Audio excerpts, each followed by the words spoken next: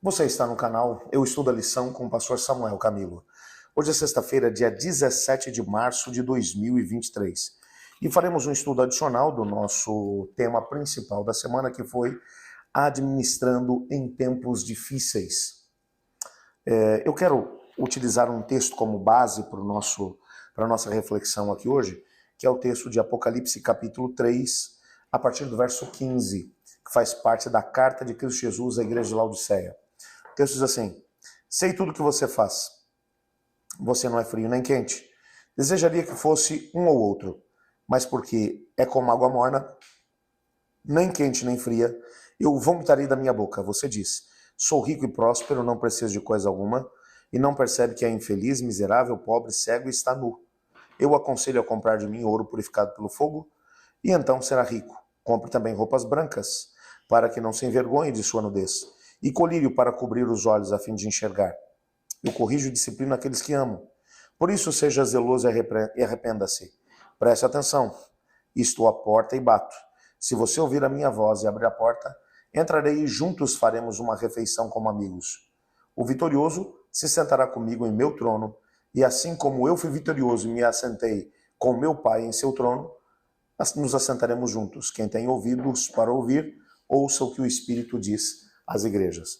Bem, quando olhamos aqui para esse texto, nós estamos entendendo e olhamos para o Apocalipse entendendo que esse livro, que é um livro com literatura, que foi escrito em um formato apocalíptico, onde imagens e símbolos representam uma realidade maior. Nos capítulos 2 e 3 do Apocalipse, encontramos 7 cartas que foram enviadas a 7 igrejas reais da época de João: a igreja de Éfeso, a igreja de Esmirna, a igreja de Pérgamo, a igreja de Tiatira, a igreja de Sardes, a igreja de Filadélfia e a igreja de Laodiceia. Haviam mensagens para essas igrejas por causa de algumas realidades que eles viviam naquele tempo, mas essas realidades elas acabavam se projetando em termos de futuro também para realidades que a igreja viveria em 7 etapas ou em 7 períodos dentro do contexto da história. O último período, marcado pela igreja de Laodiceia, essa igreja ela tem as características do povo de Deus que viveria nos últimos dias. Para você ter uma ideia, a igreja de Laodiceia, a igreja real de Laodiceia, lá da época de João, era uma igreja muito próspera, muito rica, com uma ortodoxia muito forte, uma igreja que tinha uma doutrina muito forte, mesmo muito firme, uma igreja que era muito rica, estava numa cidade muito rica. Só para você poder aqui conseguir pintar um quadro em relação à realidade dessa igreja, um grande terremoto destruiu completamente a cidade. Roma procurou as autoridades da cidade para dizer que ajudaria a reconstruir a cidade. Haviam tantos endinheirados, tantos banqueiros nessa cidade, que eles disseram: agradecemos a Roma pela oportunidade ou pela ajuda que foi oferecida, mas nós não precisamos, nós vamos reconstruir sozinhos. E eles rejeitaram o dinheiro que viria de Roma, porque eles mesmos queriam reconstruir a cidade, porque eles tinham recurso suficiente para isso. Era uma igreja extremamente rica. É bem verdade que algumas cidades ali próximas, a cidade de Hierápolis, que ficava ali próximo também de Laodiceia, era conhecida pelas suas águas termais. Já a cidade de Colossos, que ficava ali próximo também, era conhecida por causa das suas águas geladas, que vinham lá do alto das montanhas, da neve que ia derretendo. Então você tinha água termal de um lado e tinha água muito gelada do outro.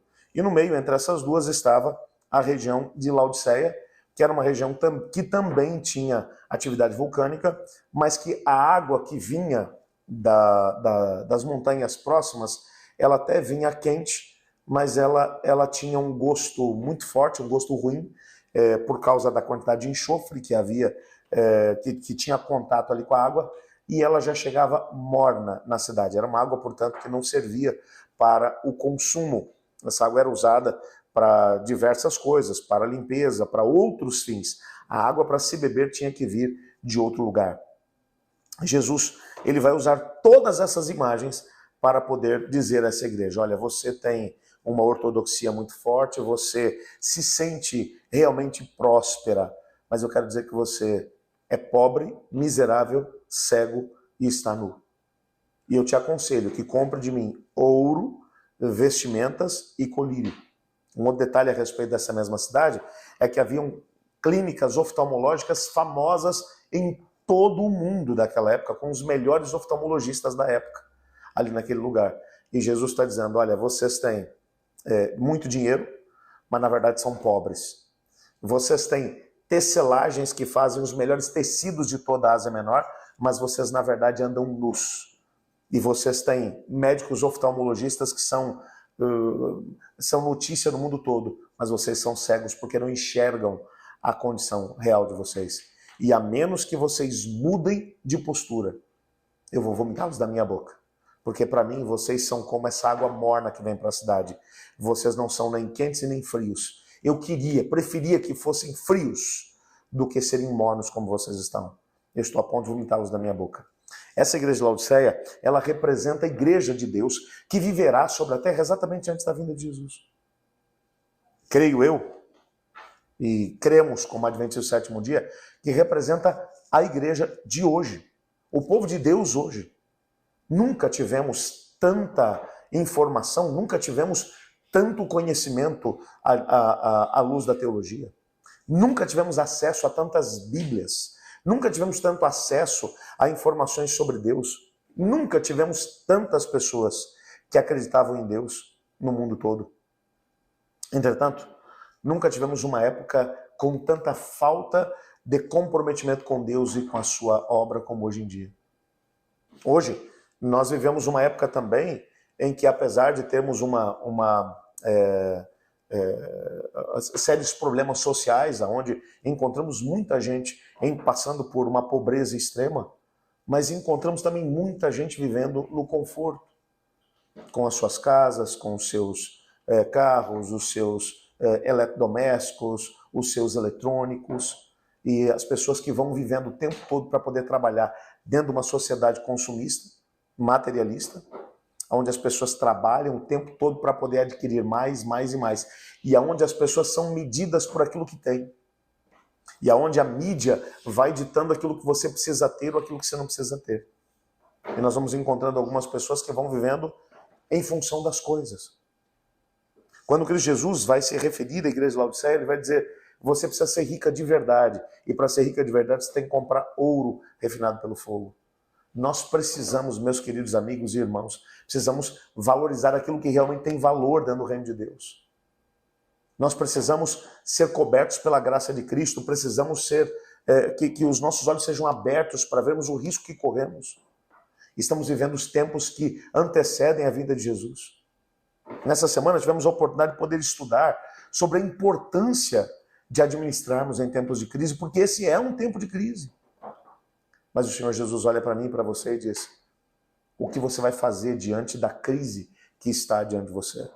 Você acha que o mundo está em crise? Então olha para a igreja e veja a crise que tem se instalado dentro da igreja.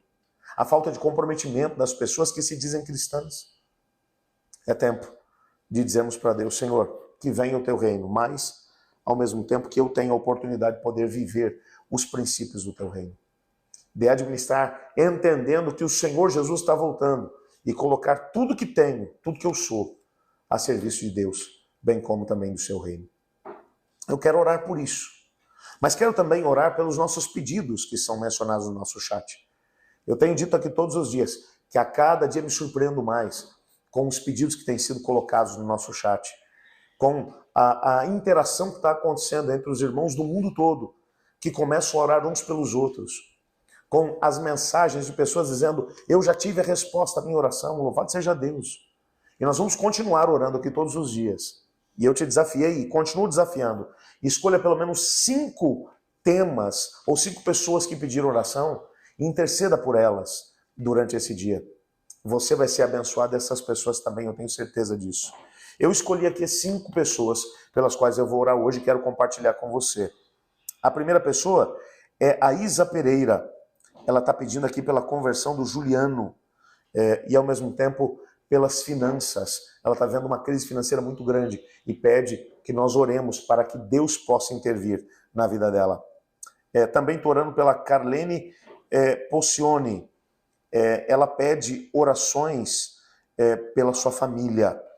Pede que a gente ore de forma muito forte pela família dela, bem como pelas famílias em geral, porque estamos vivendo uma época em que as famílias estão sendo fortemente atacadas pelo inimigo de Deus. A Elizabeth Isidoro, ela pede pela filha que acaba de se assumir como trans. E ela diz, eu sei que Deus tem um plano para minha filha também, quero que orem por ela. Nós vamos orar pela sua filha sim, Elizabeth.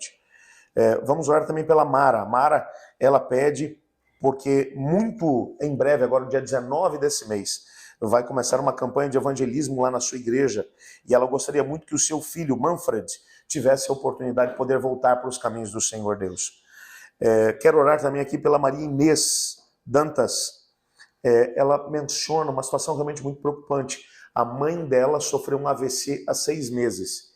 E agora, nessa semana, o irmão também sofreu um AVC. E ela pede que nós estejamos orando pela recuperação de ambos. Nós vamos fazer isso agora e eu convido você a se unir a mim nessa prece. Muito obrigado, Senhor Deus, porque em Tua palavra descobrimos que, apesar de vivermos num tempo extremamente complexo, o Senhor nos chama para um comprometimento contigo. Ajuda-nos a podermos entender a nossa condição e entender a urgência de colocarmos o Teu reino em primeiro lugar. Sabemos que somos a igreja de Laodiceia, mas queremos ser quentes, queremos ser ricos no sentido de valorizar aquilo que realmente tem valor. Queremos nos vestir com as vestimentas da justiça de Cristo. Queremos que os nossos olhos sejam abertos pelo Divino Espírito. Mas ao mesmo tempo colocamos diante do Senhor cada pedido que aqui foi mencionado. São pessoas orando por pessoas, pedindo uma intervenção da tua parte. Não apenas esses 5 pedidos, mas também os demais que foram colocados no nosso chat. Por favor, Pai, queremos ver milagres acontecerem no nosso meio, pois em nome de Jesus que oramos, amém. Eu estudo a lição, e você?